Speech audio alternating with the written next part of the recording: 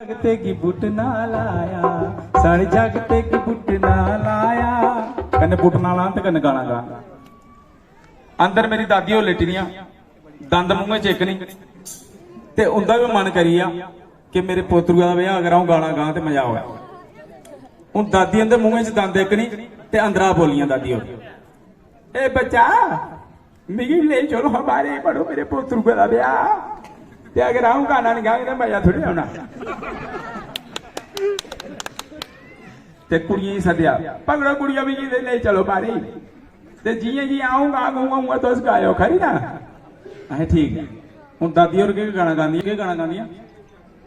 बजाओ कुड़ियां ढोलकी ते जी जी आऊंगा आऊंगा तुस भी गायो खरी ना। अहें ठीक है। हुण दादी हुंदे मूंहे दंद इक नहीं ते दादी होर केह् गाना गांदियां सारे जागते की फूक ना लाया सारे जागते की फूक ना लाया सारे जागते महा दादी पहले बारी ब्याह लगा होना तो फूकना लगिया अते के करा भी पुत्रा यही हुआ ते महा तुस डांस कर लो भाई नहीं चुप कर हुण बुड्ढा मेरा कुदा चुकला किसकाना मेरा मैं नहीं चाहता नहीं गई है ठीक है। दूसरी साइड मेरे दादू होर उन्हें भी मारा एक बैंते का सोटा लेता तुझे पता बजुर्गें की अपना ठाड़ होंगी जिसले पोतरू का खास कर ब्याह होया ते दादू की डर के बकरी उन्हें शैल साफा लाया था बोंबल चाढ़े उपर ही एक पैंते का सोटा लैता ते दादू होर आखांगे उपरा एक कलाकार बरात सद्दू की 500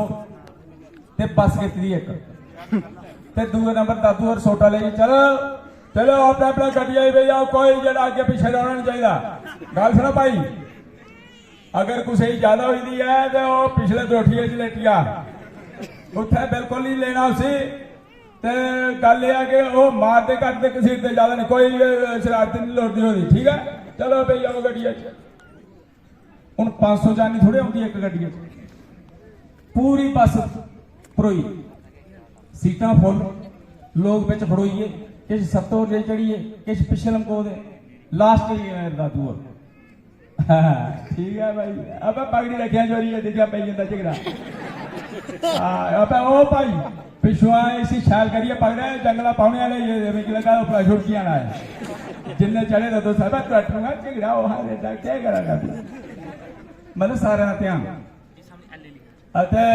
सारा चुहा बस लाया चक्कर अब मेरे और भी कुछ सीट रखी नहीं जा मैं इं जाना पौगी तुम लुको दे भाई मैं नहीं जनौता नहीं गई पूरा बस का चक्कर लाया एक सीट उन्हें खाली लगी वो कही जिथे ड्राइवर बोलता देखिया अज भी जाट जेडे ने बजुर्गों की जी इज्जत रखते हैं और इज्जत करते हैं। देखो एक सीट खाली रखी है और बकायदा अगे पगड़ने की जगह भी है कि बुढ़े कोई झूठा लगी आ स्टेरिंग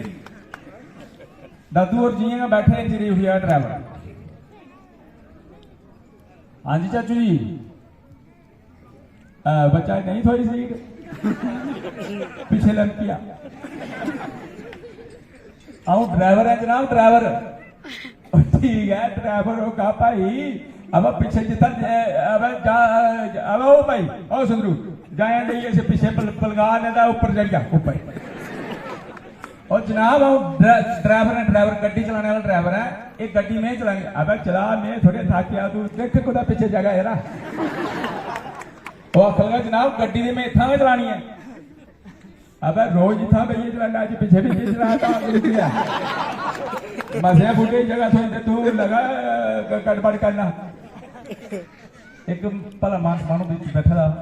वो आखना चाचू तुम मेरी सीट पर बही आओ तो चला दो गड्डी बही गई गड्डी चली पई जियां कुड़िया घरे कश पुजी गड्डी खराब हुई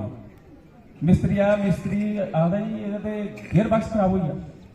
अगे दादू ने परेशानी बरात करने मिस्त्री होंगे जी गियर बक्स अं जरा इं लाते लो जनाब ए जनाब ये खराब होना गा मैं इसी घरा दिखदा आया पूरिया बत्ता मुड़कांदा आदा है कदे अगला करता ताई कदे ताई पूरिया बत्ता इसने एक मिनट उसी पछाण दिता और पूरिया बत्ता मुड़कांदा आदा मैं दिखा वो खराब नहीं था अब मान दिया था कि बैठे छुड़ा तेरा सिर फटूड़ा जरूरत के ही सुन पा ये करते यार ओदे बगैर गड्डी नहीं थी जल्दी चलो पैदल पूरी जानी पैदल लगी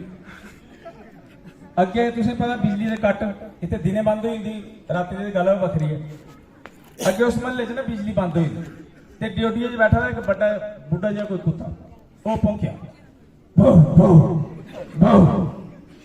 दादू ने लगा कोई भला मानस मानू ऊपर खड़ोते दा खड़ा जानी जड़ी है नेरे लोट गई बही आओ पूरी जानी रूही वाले खुंबा बॉल कोई क्या तहारा है बंदा लगा था मारे जगत ब्याह भी बहालना देखो जाइए ऊपर देखा ऊपर कुत्ता बिक लगा खड़ा ऋषि अबे तेरा जिस घर ब्याह वाला जिंदे कुत्ते ने सैने ना पे कितने सैने होंगे बड़े भले मानस मानू चली पी जानी दे अगे दिखा मारे उन्हें वेलकम वास्ते बड़ा इंतजाम किया अच्छा दो बुत खड़े रहे एक ताई एक ताई टेबल है वो करा दे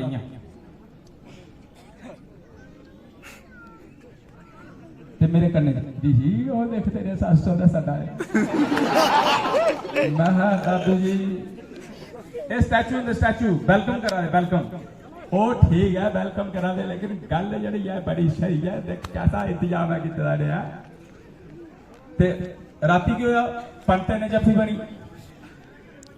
पंत और 9 ग्रह का तुसें पता साढ़े हिंदू धर्म च क्या होंदा कि 9 ग्रह शांत किए जाते